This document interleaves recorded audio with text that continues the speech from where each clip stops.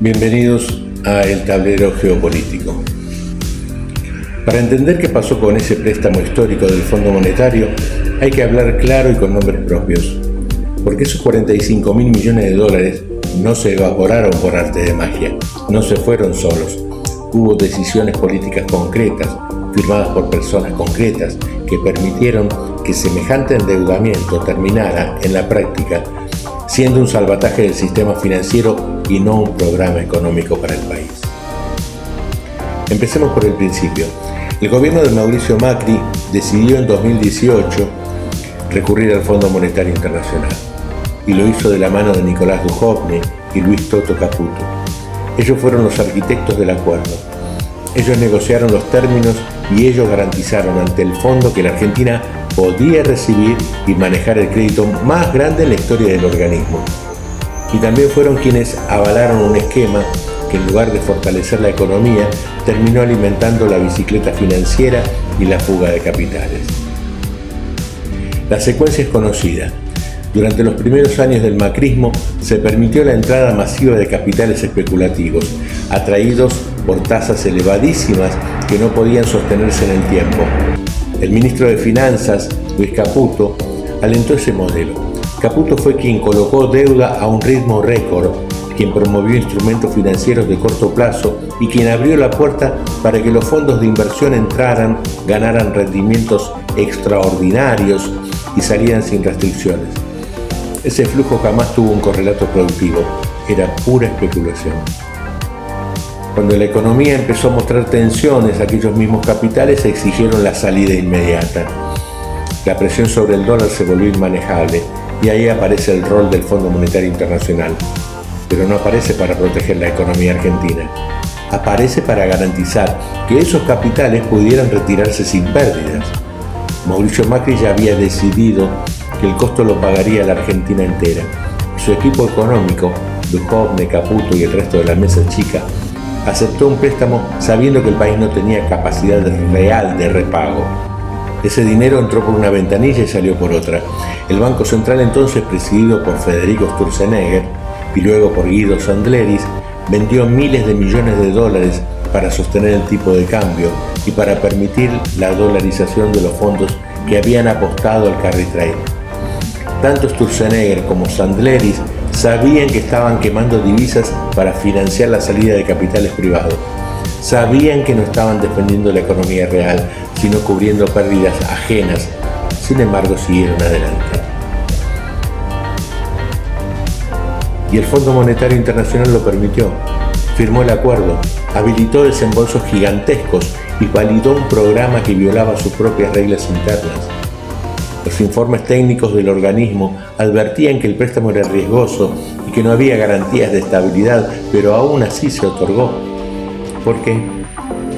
Porque el objetivo no era fortalecer a la Argentina.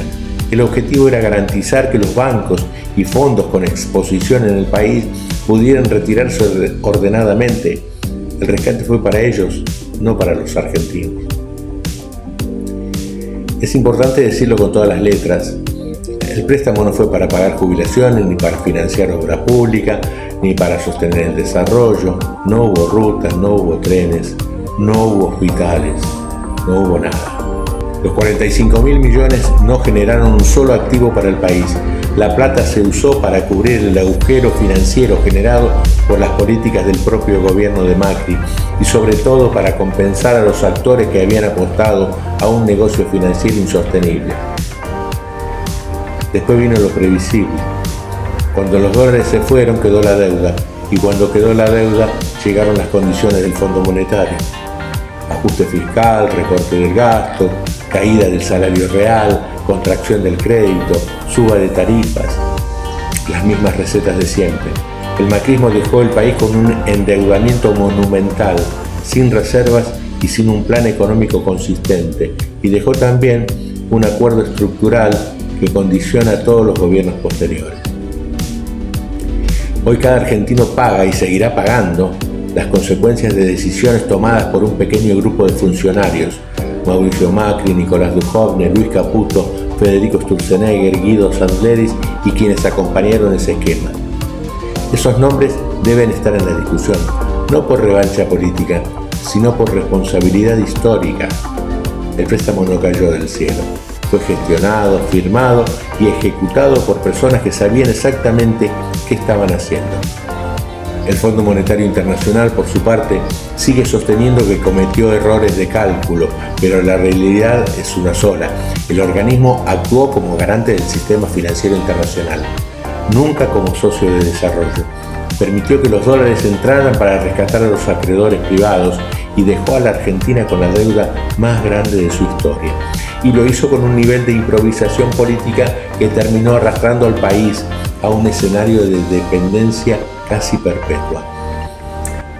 Hablar de los 45.000 millones es hablar de quienes tomaron las decisiones y quienes pagan las consecuencias.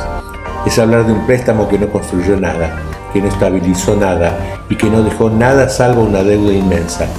Es hablar de una política que benefició a unos pocos y condicionó a todos. Y es hablar, finalmente, de la necesidad urgente de revisar cómo se toman estas decisiones, quiénes tienen la responsabilidad técnica y política y qué mecanismos tiene el país para evitar que un grupo reducido comprometa el futuro de generaciones enteras sin ningún control democrático. Porque mientras la Argentina siga pagando un préstamo que no usó para sí misma, la pregunta seguirá en el aire: ¿cómo se llegó a esto? Y la respuesta, para quien quiera verla, está en los nombres, las decisiones y las prioridades del gobierno que tomó esa deuda.